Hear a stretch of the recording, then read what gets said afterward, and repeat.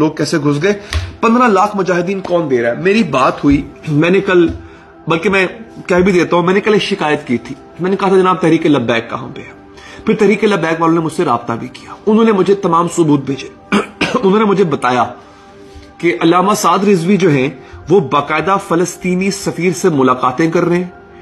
इसके साथ साथ नाज़रीन बैनुल-अक़वामी जो बिरादरी है और उनके जो बड़े बड़े ममालिक हैं उनके सुफरा भी अल्लामा साहब से मिलना चाह रहे हैं। बात हो रही है फलस्तीन पे, फलस्तीन के ऊपर वो रैलियां भी निकाल रहे हैं, फलस्तीन के ऊपर वो आवाज भी उठा रहे हैं, एहतजाज भी कर रहे हैं। प्रॉब्लम क्या है, एक बात तो मैं भी मानता हूं कि मेन स्ट्रीम मीडिया पे TLP तहरीक लब्बैक पाकिस्तान बिल्कुल बैन है, बंद किया हुआ है उसको, कुछ नजर नहीं आ रहा वहां पे।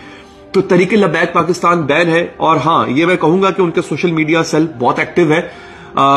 उससे पता चला कि तहरीक लब्बैक पाकिस्तान करने क्या चाह रही है। नाज़रीन तहरीक लब्बैक पाकिस्तान के जो नायब अमीर है,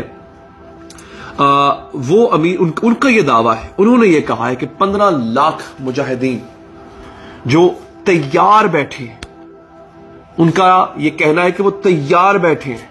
वो कह रहे हैं कि हमें सिर्फ और सिर्फ रास्ता दिया जाए, ये भी नहीं कि किसी इजाजत का इंतजार नहीं है, हमें रास्ता दिया जाए। 15 लाख मुजाहिदीन ये तहरीक लब्बैक वालों के, वो कह रहे हैं कि हम आसरा नहीं करेंगे, हम मारेंगे, हम जाके फलस्तीनियों के साथ, बम फटेगा तो साथ खड़े होंगे, वो शहीद होंगे तो हम भी होंगे, और अगर लड़ना पड़ा तो, जो कि लड़ने जा रहे हैं, तो फिर हम मारेंगे, फिर हम फैंटी लगाएंगे वही इसराइल की। ठीक ठाक ये उनका दावा है। तो लेट्स सी अब इस पे क्या रद्द-ए-अमल आता है। और इसके साथ साथ उन्होंने तनकीद भी की है।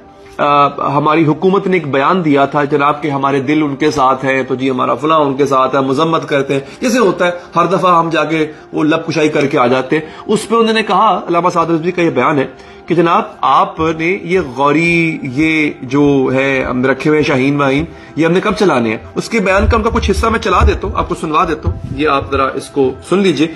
फिर मैंने आपने जाना नहीं है, शायद व्लॉग थोड़ा सा लंबा हो जाए आज का, मैं आपको बताऊंगा कि अमेरिका में क्या हुआ, अमेरिकन व्हाइट हाउस के साथ क्या हुआ, ये जरा सुन लीजिए नाज़रीन। जी नहीं जनाब, हम खड़े हैं और तुम अपनी सिफारती ताल्लुकात, अपनी सिफारत की हिमायत अपने पास रखो, अपनी अखलाक की हिमायत अपने पास रखो।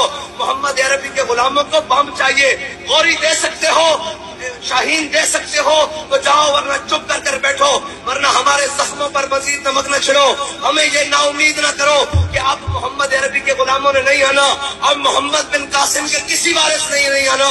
यानी ये बयान उनका जो है वो सख्त बयान था, लेकिन वो कह रहे हैं जनाब कि हमने ये सब कुछ, हमने जो हमारे पास हथियार है और बड़े बड़े स्टेट ऑफ द आर्ट हथियार है, ये किस काम के। क्या पाकिस्तान बराह रास्त जंग में जा सकता है?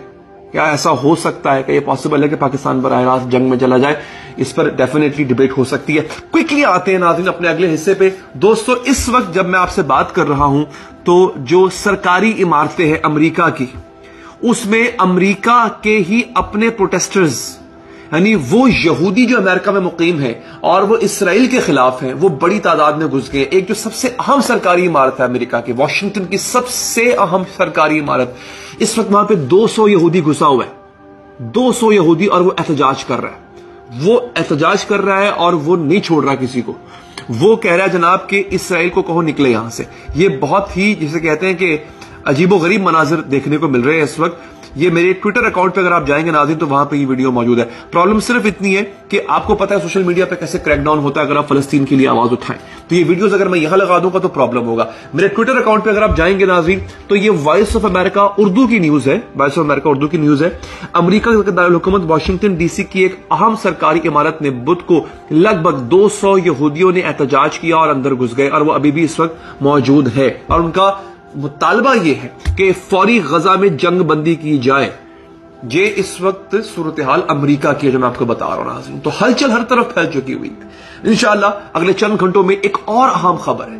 यूएनओ के अंदर, यूएनओ की ह्यूमन राइट्स काउंसिल में जो अमरीका के और इसराइल की तारीखी बिस्ती हुई है, उस पर मेरा एक और वीलॉग आ रहा है।